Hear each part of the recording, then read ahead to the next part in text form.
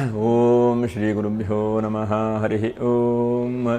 ಓಂ ನಮಃ ಸೂರ್ಯಃ ಪಿತಾಮಹೋ ವ್ಯಾಸಃ ವಸಿಷ್ಠೋ ತ್ರಿಪರಾಶರಃ ಕಶ್ಯಪೋ ನಾರದೋ ಗಾರ್ಗ್ಯಃ ಮರೀಚಿರ್ಮುನಿರಂಗಿರಾಃ ಲೋಮಶಃ ಪೌರುಷಶ್ಚೈವ ಚವನೋ ಯಮನೋ ಭೃಗುಃ ಶವನಕೋಷ್ಟಾದಶಶ್ಚೇತಿ ಜ್ಯೋತಿಷ್ಶಾಸ್ತ್ರಪ್ರವರ್ತಕಾಃ.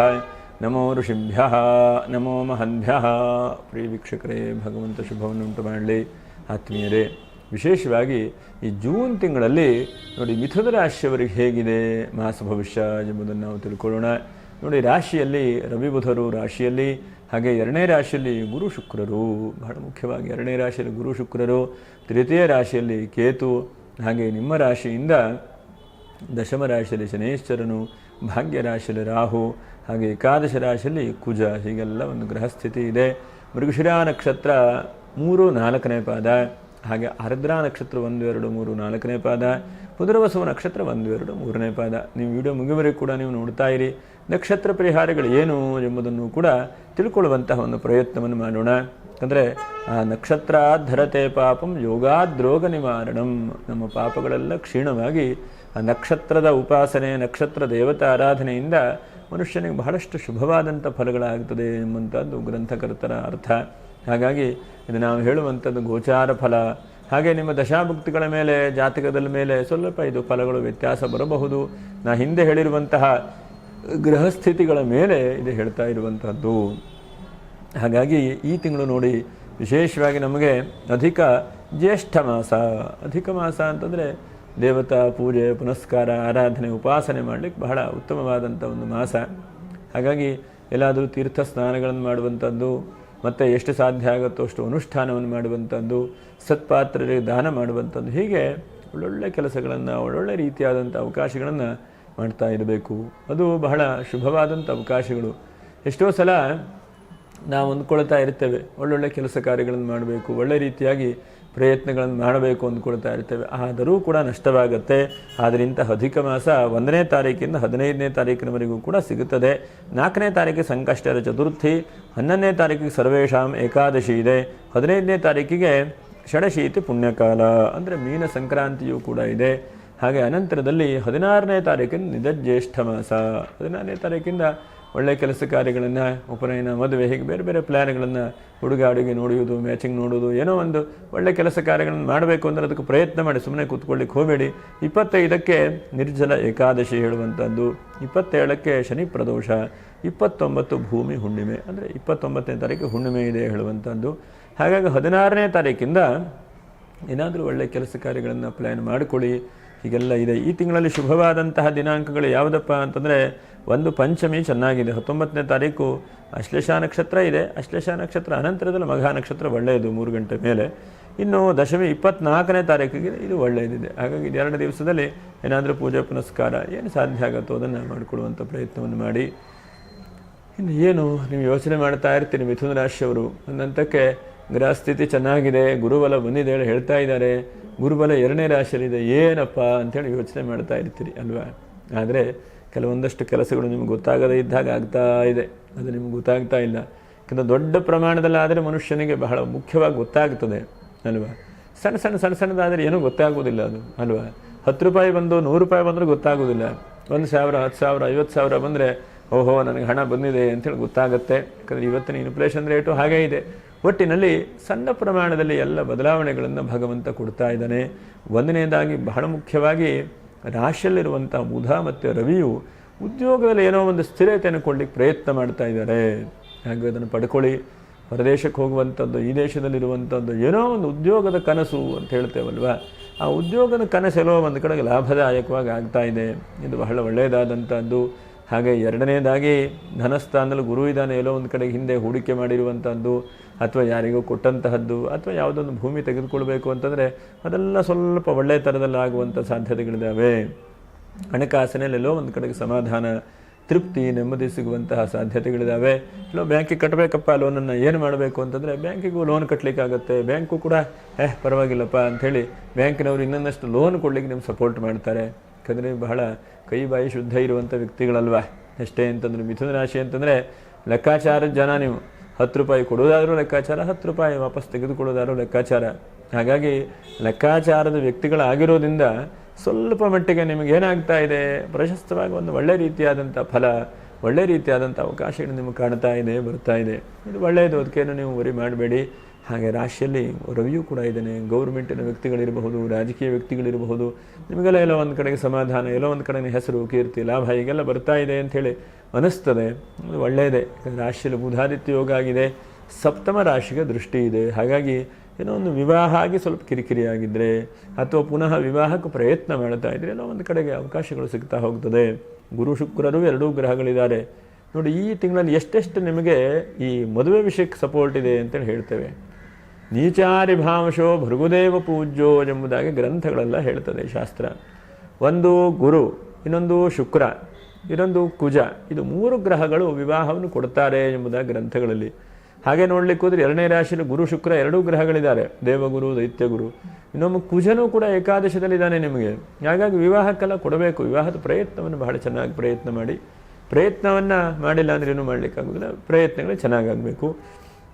ಇನ್ನು ಗೌರ್ಮೆಂಟಿನ ವ್ಯಕ್ತಿಗಳಿಗೆ ಮತ್ತು ಹಣಕಾಸಿನಲ್ಲಿ ಏನೋ ಒಂದು ಗೌರ್ಮೆಂಟಿಗೆ ಲೋನಿಗೆ ಹಾಕ್ತಾ ಇದ್ರು, ಅದು ಕೂಡ ಈ ತಿಂಗಳಲ್ಲಿ ಆಗುವಂಥ ಸಾಧ್ಯತೆಗಳಿದ್ದಾವೆ. ತೃತೀಯ ರಾಶಿಯ ಕೇತು, ಸ್ವಲ್ಪ ತಂದೆ ತಾಯಿಯವರ ವಿಷಯದಲ್ಲಿ ಸ್ವಲ್ಪ ಜಾಗ್ರತೆ. ಎಲ್ಲ ಚೆನ್ನಾಗಿರುತ್ತೆ, ಆದರೆ ಎಲ್ಲೋ ಒಂದು ಕಡೆಗೆ ಸಮಾಧಾನ ಇಲ್ಲ, ಎಲ್ಲೋ ಒಂದು ಕಡೆಗೆ ಕಿರಿಕಿರಿ ಆಗ್ತಾ ಇದೆಯಪ್ಪ.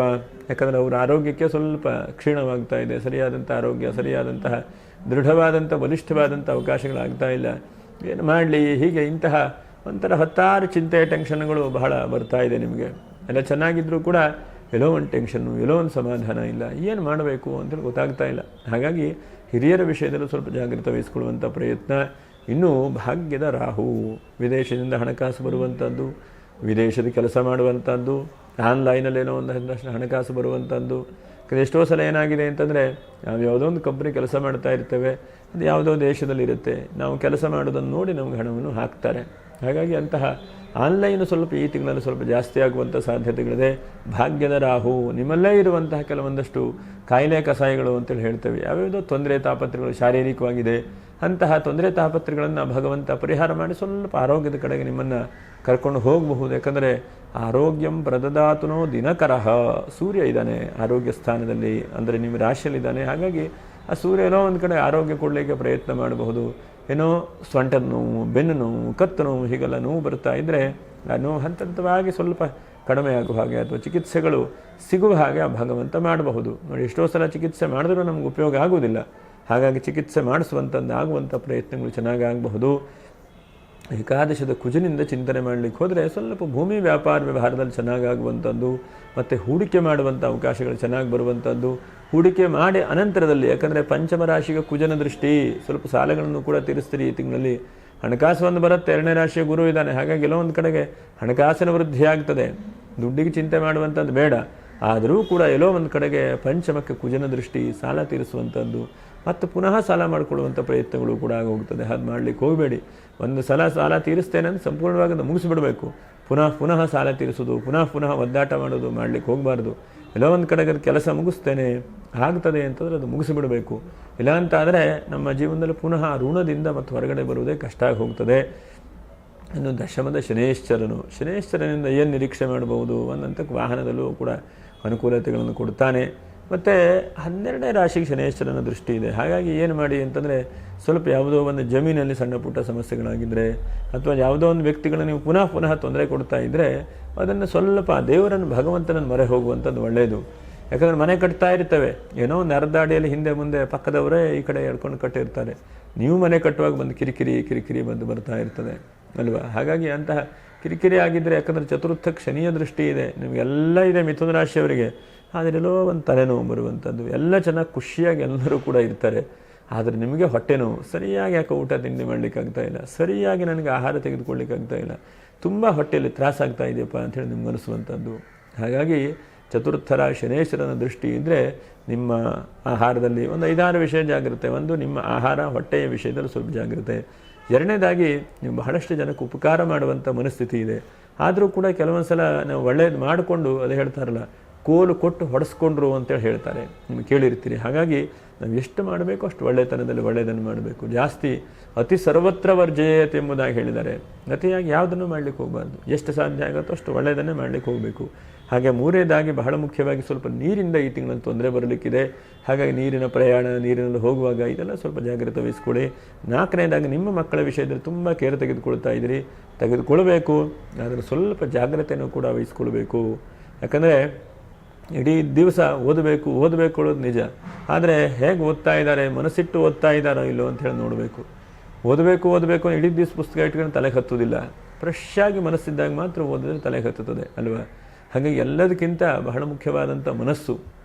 ಯಾಕಂದರೆ ನಿಮ್ಮ ರಾಶಿಗೆ ಶತ್ರುವೇ ಯಾರು? ಚಂದ್ರ ಅಲ್ವಾ. ಚಂದ್ರನಿಗೆ ಯಾವುದೇ ಗ್ರಹಗಳು ಕೂಡ ಶತ್ರು ಇಲ್ಲ. ಹಾಗಾಗಿ ಯಾರ ಮೇಲೂ ಕೂಡ, ಮಕ್ಕಳ ಮೇಲೆ ಇರಬಹುದು, ಯಾರ ಮೇಲೂ ಸ್ವಲ್ಪ ನಿಧಾನವಾಗಿ ಅವ್ರ ಹತ್ರ ಅದನ್ನು ಭರಿಸ್ಲಿಕ್ಕೆ ಸಾಧ್ಯವಾಗುತ್ತೋ, ಅಥವಾ ಅವ್ರ ಹತ್ರ ಗ್ರಹಿಕೆ ಅಷ್ಟೊಂದು ಇದೆಯೋ, ಅಥವಾ ಅವರಿಗೆ ಅಷ್ಟೊಂದು ಸಮಯ ಇದೆಯೋ, ಅದನ್ನೆಲ್ಲವನ್ನು ನೋಡ್ಕೊಳ್ಳಿ. ಎಲ್ಲ ತುರುಕೋದು, ಹೇಳೋದು, ಎಲ್ಲ ಅದು ಮಾಡು, ಇದು ಮಾಡು, ಅವ್ರು ಹಂಗೆ ಮಾಡ್ತಾರೆ, ಇವ್ರು ಹಂಗೆ ಮಾಡ್ತಾರೆ. ಯಾರ್ಯಾರನ್ನೂ ಹೋಲಿಸ್ಕೊಂಡು ಜೀವನದಲ್ಲಿ ಯಾರೇನು ಮಾಡಲಿಕ್ಕೆ ಸಾಧ್ಯ ಇಲ್ಲ. ನಾವೇನು ನಮ್ಮ ಕೈಲಿ ಮಾಡಲಿಕ್ಕೆ ಸಾಧ್ಯ ಆಗ್ಬೋದು ಅಲ್ವಾ. ಹಾಗಾಗಿ ಮಳೆ ಬರ್ತಾ ಇದೆ, ಎಲ್ಲ ಕಡೆ ನಮ್ಮ ಹತ್ರ ನಿಲ್ಲಿಸ್ಲಿಕ್ಕೆ ಸಾಧ್ಯ ಇಲ್ಲ. ನಾವು ಛತ್ರಿ ಹಿಡ್ಕೊಳ್ಬಹುದು. ಹಾಗಾಗಿ ನಮ್ಮ ಕೈಯಲ್ಲಿ ಏನು, ಆ ವ್ಯಕ್ತಿ, ಆ ವಿದ್ಯಾರ್ಥಿ ಏನು ಓದಬಹುದು ಅಷ್ಟನ್ನು ನಾವು ಹೇಳಲಿಕ್ಕೆ ಪ್ರಯತ್ನ ಮಾಡಬೇಕು. ಕಲಿಕೆ ಹೇಳುವಂಥದ್ದು ಅದು. ಎಲ್ಲವೂ ಕೂಡ ಬಂದರೆ ಕೊನೆಗೆ ಯಾವುದೂ ಇಲ್ಲ, ಎಲ್ಲ ಅರ್ಧಂಬರ್ಧ ಆಗೋಗ್ತದೆ ಜೀವನದಲ್ಲಿ. ಸಾಕಷ್ಟು ಜನರನ್ನು ನೋಡ್ತೇವೆ ನಾವು, ಆ ಸಬ್ಜೆಕ್ಟ್ ಓದ್ತಾರೆ, ಈ ಸಬ್ಜೆಕ್ಟ್ ಓದ್ತಾರೆ, ಕೊನೆ ಯಾವುದೂ ಇಲ್ಲ, ಕೆಲಸ ಇಲ್ಲದೆ ಮನೇಲಿ ಕೂತ್ಕೊಳ್ಳುವಂಥದ್ದು. ಸ್ವಾಮಿ ನನ್ನ ಟೈಮೇ ಸರಿಯಿಲ್ಲ, ಕೆಲಸ ಸಿಕ್ಕಿಲ್ಲ ಅಂತ ಹೇಳೋದು ಅಲ್ವಾ. ಹಾಗೆ ಆಗಬಾರ್ದು ಅಂಥದ್ದು ಒಂದು ಗೋಲ್ ಇಟ್ಕೊಳ್ಬೇಕು. ಯಾವ ದಾರಿಯಲ್ಲಿ ಎಲ್ಲಿ ಹೋಗಿ ತಲುಪಬೇಕು ಅನ್ನುವಂಥದ್ದು ಬಹಳ ಮುಖ್ಯವಾದಂಥದ್ದು ಇಟ್ಕೊಳ್ಬೇಕು. ಹೀಗೆ ಇದಿಷ್ಟು ನೀವು ಪರಿಹಾರಗಳು, ಒಳ್ಳೆ ರೀತಿಯಾದಂಥ ಫಲಗಳೆಲ್ಲ ಇದೆ ನಿಮಗೆ. ಆ ಭಗವಂತನ ಪ್ರಾರ್ಥನೆ ಮಾಡಿ ಮುನ್ನಡೀರಿ. ಇನ್ನು ನಕ್ಷತ್ರ ಪರಿಹಾರಗಳೇನು?